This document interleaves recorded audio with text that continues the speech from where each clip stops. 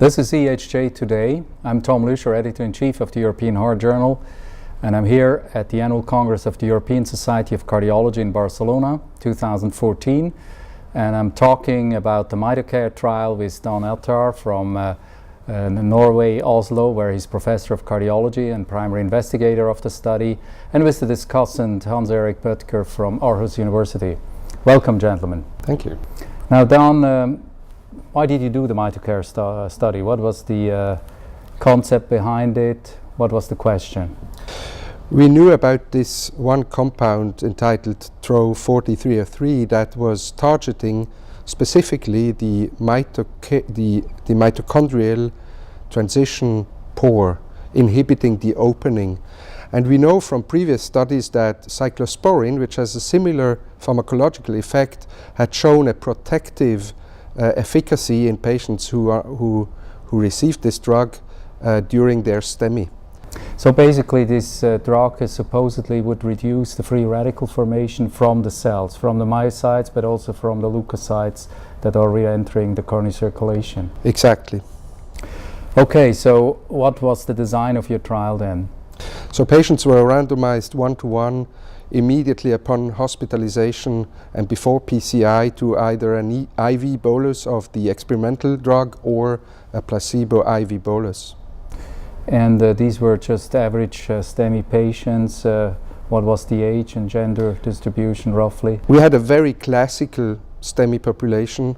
The patients had a pain to balloon time of 3 hours, and the consortium takes pride in a door to balloon time of 38 minutes in all the patients. Very good. So this was really optimal standard care, and otherwise it was according to guidelines, and this was tested on top of it, I assume. Exactly. Okay, and how? What was the primary endpoint of the trial? So we did CK and troponin I area under the curves measurements post revascularization. We did also echo and MRI at day 3, 4, or 5, and we had a 1-month echo endpoint to verify the LV function at that time point. But the primary endpoint was the area under the curve of Exactly. CK? Yes. Okay, and so what did you find? So the trial was entirely negative. The CK as well as the troponin I curves were virtually identical. The MRI endpoint showed very interesting data. The myocardial at risk was relatively large with approximately 50 grams of myocardium at risk, while the final infarct size was down at 20 grams, with again no difference between the groups also on the MRI endpoints. LVEF was approximately 50% in both arms, both at the initial measurement but also after a month. So you can really say both biochemically and clinically no difference between the groups. So Dr. Böttger, you are the discussant, so what do you think about this trial? I think this trial is really timely and appropriate because reduction of myocardial infarct size is a chain reaction that must be started. You have to reduce referral delay, you have to optimize the procedure, the adjunctive therapy, and that has actually been done in the setting that we have for STEMI patients nowadays. So the next major target is actually reducing reperfusion injury. Yes, so reperfusion injury has been tested on numerous occasions in the dog and animal models, and also in humans in many trials.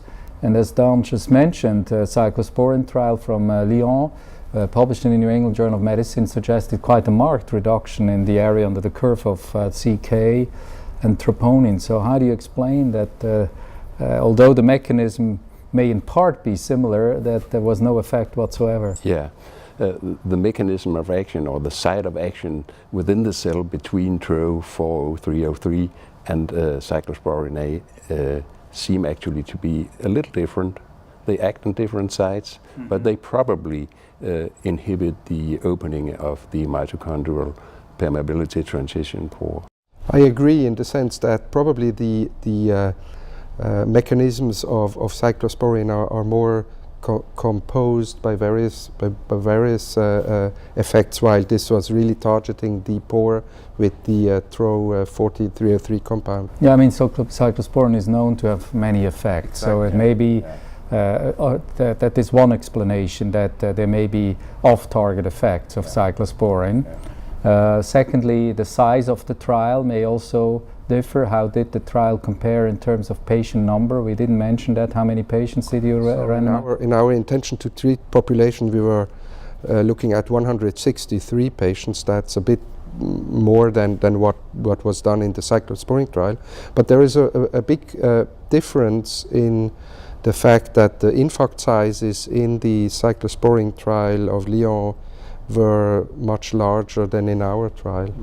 Yes. Which demonstrates the improvement of the procedural intervention that we do nowadays. But I also think that you have to be congratulated because you choose the right patients. You chose the patients with the large area at risk, meaning that you took patients with their 50% we heard, huh? Yeah, with the, and that means you took patients with large anterior and large inferior myocardial infarction. So if any intervention should demonstrate an efficacy, you have the potential in those patients. But of course it raises the questions whether there are confounding factors that might influence your results.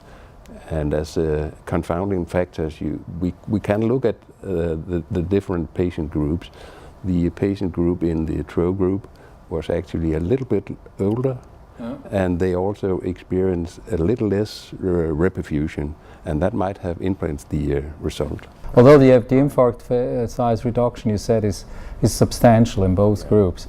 So PCI itself has such a dominant effect that it's more difficult to be even better than that. That could be another explanation. Or maybe actually the perfusion injury theory is wrong. That's interesting because we have seen for more than 20 years all the models showing how the reperfusion injury after an ischemic insult is playing out, but that was in animal models, so it really raises the question in light of many negative trials whether there's so much remaining damage that is being conferred by what we call reperfusion injury. So, of course, reperfusion injury has many targets. The cells have been looked at, PKC has been looked at, the pores. What other targets are at the horizon? The thing is that when you have reperfusion injury, it might, as you say, reflect a multitude of components that are involved. It does inflammation, something about the interaction between the endothelium and the thrombocytes, also the intercellular signaling pathways, the mitochondria, and so on and so forth.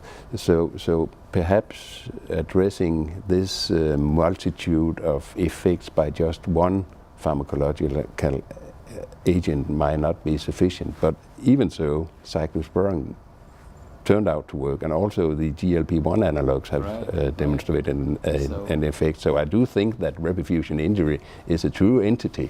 But we'd still have to find the enigma. Thank you very much for discussing it. Thank you. Thank you. Thank you.